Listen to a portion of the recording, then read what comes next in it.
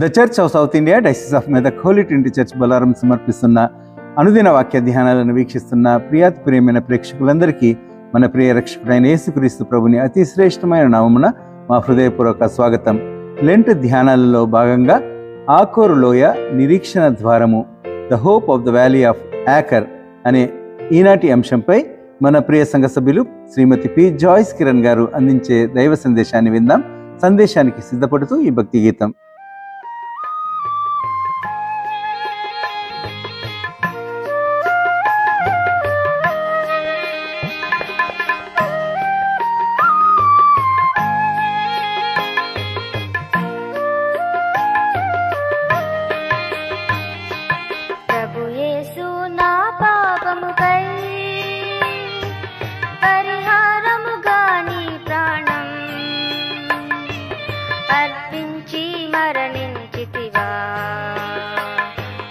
అపరాధము క్షమించితివా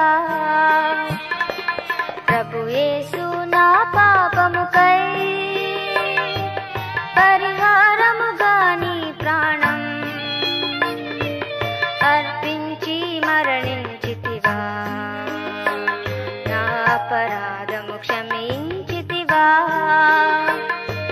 ప్రభు యేసు నా పాపముకై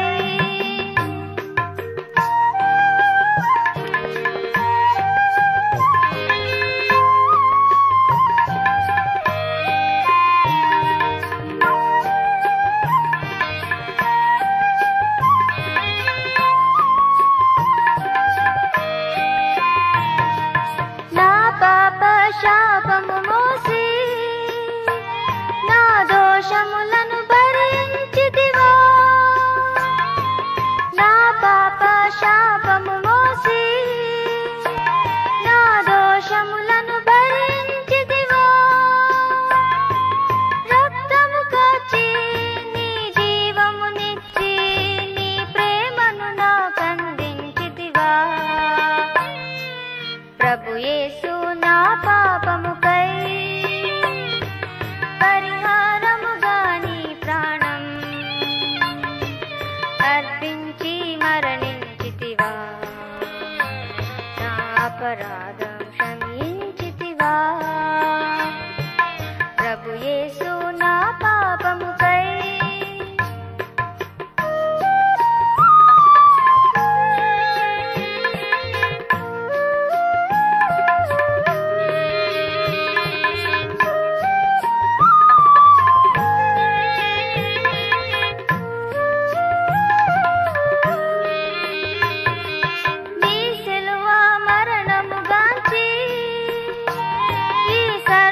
సృష్టి విలపించి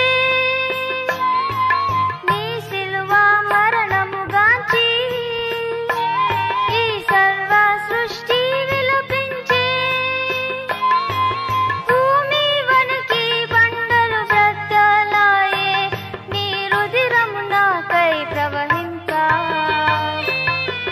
ప్రభు యేసు నా పాపముకై పరిహారముగా నీ ప్రాణం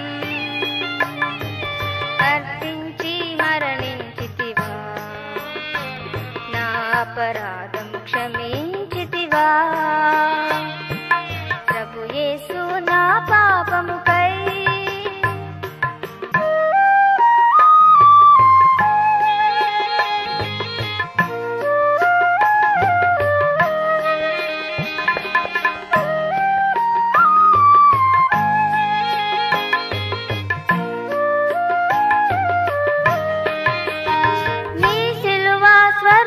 భువికి నీ రక్షణ సందేశమునిచ్చి నీ సిలువ స్వరములే భువికి నీ రక్షణ సందేశమునిచ్చి నీ ప్రేమకైనా హృది నర్తించి నీ స్తుతి గీతము పాడెద దేవా ప్రభు యేసు నా పాపముకై పరిహారముగా నీ ప్రాణం అర్పించి మరణించితివా నా అపరాధము క్షమించితివా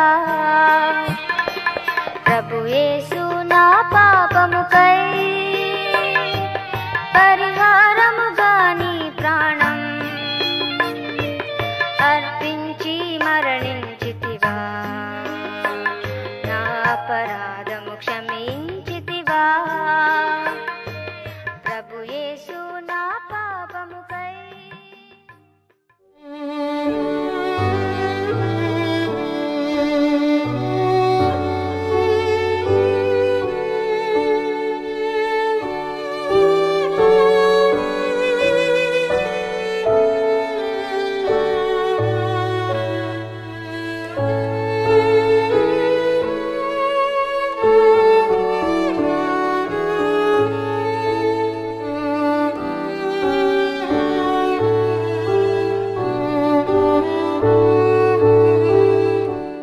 అనుదిన దైవ ధ్యానమునకు స్వాగతము.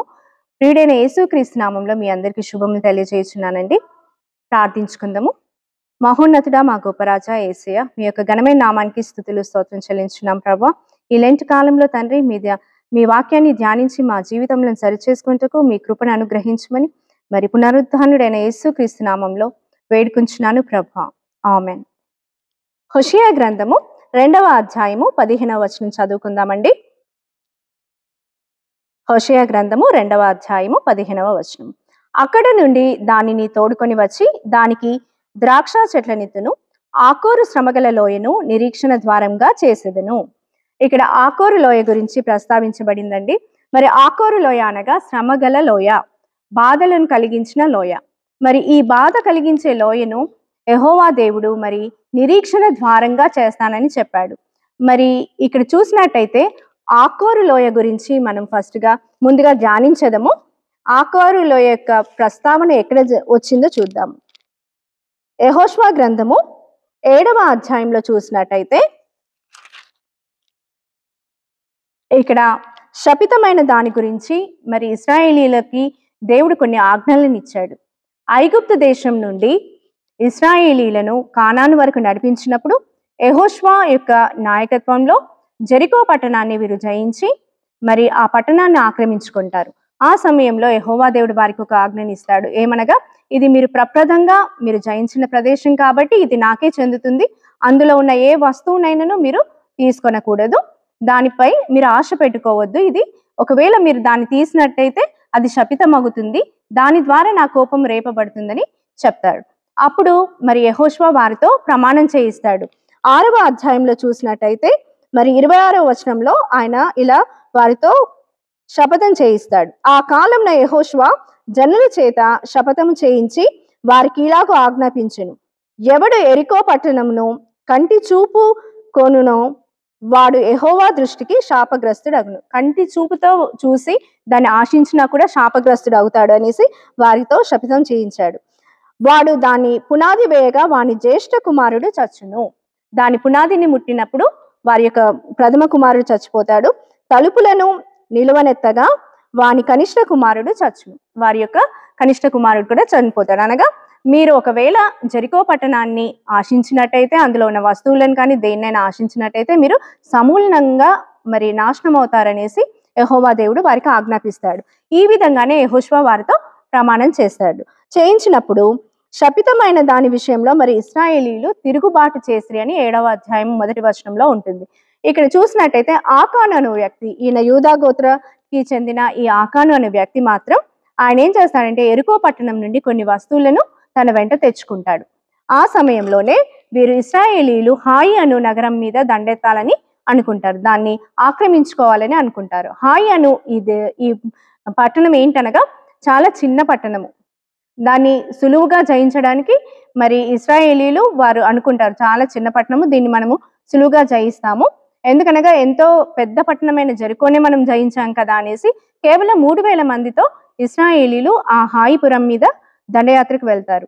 కానీ అక్కడ హాయి వారు ఏం చేస్తారంటే 36 మంది ఇశ్రాయేలీలను చంపేస్తారు. ఈ విషయము యెహోషువ చాలా బాధపడతాడు. అదేంటి ఇలా జరిగింది, మరి మనం ఇంత బలవంతులము, మనము హాయిపురాన్ని జయించలేకపోవడానికి కారణం ఏంటి అనేసి యెహోవా మందసం ముందు ఆయన సాగిలపడి యెహోవాను అడుగుతాడనమాట. ప్రభువా ఏంటి మరి ఎందుకు ఇలా జరిగింది అన్నప్పుడు యెహోవా యెహోషువకు కనపరుస్తాడు. ఏమనగా, మీరు శపితమైన కొన్ని వస్తువులను జెరికో పట్టణాన్ని నుండి తీసుకుని వచ్చారు కాబట్టి నా సన్నిధి మీకు దూరంగా ఉంది కాబట్టి మీరు హాయిని మీరు జయించలేరు అని చెప్తాడు. అప్పుడు యెహోషువ ఎంతో బాధపడి మరి ఈ శపితమైన వస్తువుల్ని ఎవరు తీసుకొని వచ్చారు అని కనుక్కుందామని 12 మంది ఈ గోత్రాల వారిని పిలుస్తాడు.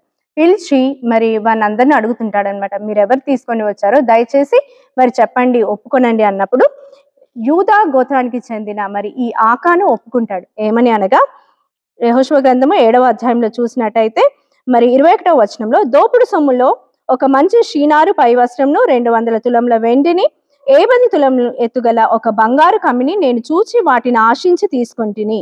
అదిగో నా డేరా మధ్య అవి భూమిలో దాచబడి ఉన్నవి. ఆ వెండి దాని క్రింద ఉన్నదని ఉత్తరమిచ్చి తాను చేసినదంతయు ఒప్పుకొనేను. ఇక్కడ మరి ఆకానుకు వేరే ఛాన్స్ లేదు. ఎందుకనగా ఆయన ఒప్పేసుకోవాల్సిందే. ఆయన పట్టుబడిపోయాడు. ఏదైతే దాచాడో పాపాన్ని మరి అది ఆ రోజు బట్టబయలైపోయింది. కాబట్టి మరి ఇశ్రాయేలీల కోపము ఆకాను పైన రేగింది. ఈయన వల్ల మరి 36 మంది ఇశ్రాయేలీలు మరి మరణించారు. దేవుని యొక్క కోపం మాపైకి వచ్చిందని వారు ఏం చేస్తారంటే ఆకానుని తీసుకుని వెళ్ళి ఆకోరు లోయ వద్దకు తీసుకువెళ్ళి ఆయనను మరి ఆయనకు కలిగిన సమస్తమును అనగా గాడిదలను, ఎద్దులను, ఆయన కుమారులను, కుమార్తెలను, వారి ఆయన భార్యలను అందరినీ తీసుకుని వెళ్ళి రాళ్లతో కొట్టి చంపి ఆయనను కాల్చివేస్తారు. ఇక్కడ ఆకోరు లోయలో చంపివేసి ఆకోరు లోయలో పడేస్తారు. మరి ఆ సమయంలో ఆ ఆకోరు లోయకి శ్రమగల లోయ అని పేరు వస్తుంది. ఎందుకనగా ఎన్నో శ్రమలను వాళ్ళు ఇశ్రాయేలీలు వారు ఆకానుని బట్టి వారు అనుభవించారు కాబట్టి ఆ లోయకి మరి ఆకోరు లోయ అనేసి వారు పేరు పెడతారు. మరి ఇక్కడ హోషేయ ప్రవక్త దగ్గరికి వచ్చేసరికి మరి ఏదైతే ఆకోరు లోయ గురించి మనం మాట్లాడుతున్నామో ఆ ఆకోరు లోయ గురించే మరి యెహోవా దేవుడు ఏమంటున్నాడంటే ఆకోరు లోయను నిరీక్షణ ద్వారంగా చేసేదను అని చెప్తున్నాడు. మరి ప్రియులారా, ఎంతైనా మనం ఎన్ని తప్పులు చేసినా ఎన్ని పాపాలు చేసినప్పటికీ మన దేవుడు క్షమించుటకు ఆయన సమర్థుడు. ఆయన తట్టు తిరిగినప్పుడు మనలో ఉన్న పాపాలను శాపాలన్నిటిని తీసివేసి తిరిగి చేర్చుకుంటాడు. దానికి ఒక ఉదాహరణని ఈ ఆకోరు లోయ. మరి హోషేయ ప్రవక్త ద్వారా మనకి ఏం తెలియజేస్తాడు? ఆయన ఎంతటి ఈ లోకపు ఆశల్లో ఉన్నా, ఎంత వ్యభిచారం చేసిన వారిని కూడా ఆయన చేర్చుకున్న దేవుడు. మరి ఆ విధంగానే ఈ ఆకోరు లోయలో అనగా ఆకాను చేసిన శపితమైన పనులు, అది శపితమైన వస్తువులను ఆయన ముట్టాడు. ఆయన చూసి వాటిని ఆశించి వాటిని తీసుకొని వచ్చి వాటిని కప్పి పెట్టాడు. ఎవరికి కనిపించకుండా కప్పి పెట్టాడు. అలాంటి దాన్ని కూడా మరి మనుషుల కన్నులను మనం కప్పి పెడతాం, కానీ దేవుని దృష్టిలో మనము ఎప్పటికీ కనపడుతూనే ఉంటాము. కాబట్టి మరి ఈ లెంట్ కాలంలో మనలో ఉన్న శపితమైన వస్తువులు ఏవైనా ఉన్నాయా, శపితమైన గుణాలు ఏవైనా ఉన్నాయా, వాటిని తీసివేసి మరి ఈ ఆకోరు లోయలో మనం వాటిని కాల్చివేద్దాం. ఎందుకనగా ఈ ఆకోరు లోయనే మనకు నిరీక్షణ ద్వారంగా దేవుడు చేయబోచున్నాడు. కాబట్టి ఆ శపితమైన వస్తువులన్నింటినీ కూడా మరి ఈరోజు విడిచిపెట్టి మన జీవితాలను సరిచేసుకొనుటకు దేవుడు తన కృప చూపును గాక.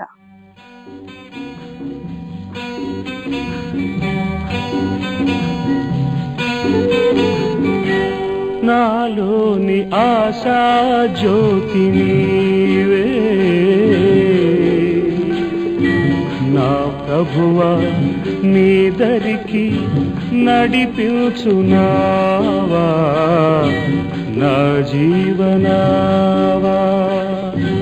నాలోని ఆశా జ్యోతి నీవే, నా ప్రభువా నీ దరికి నడిపించునావా, నా జీవనావా.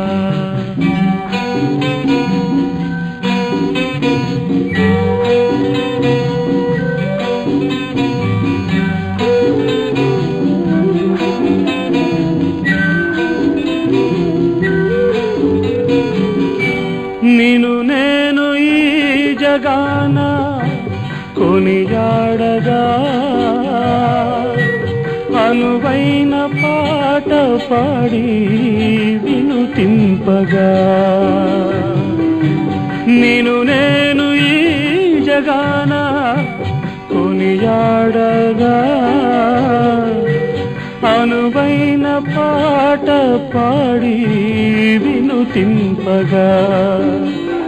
నీ పద సేవ చేయగదేవా ఎనలేని జీవమును ఒనగూర్చుమయ్యా ఒనగూర్చుమయ్యా.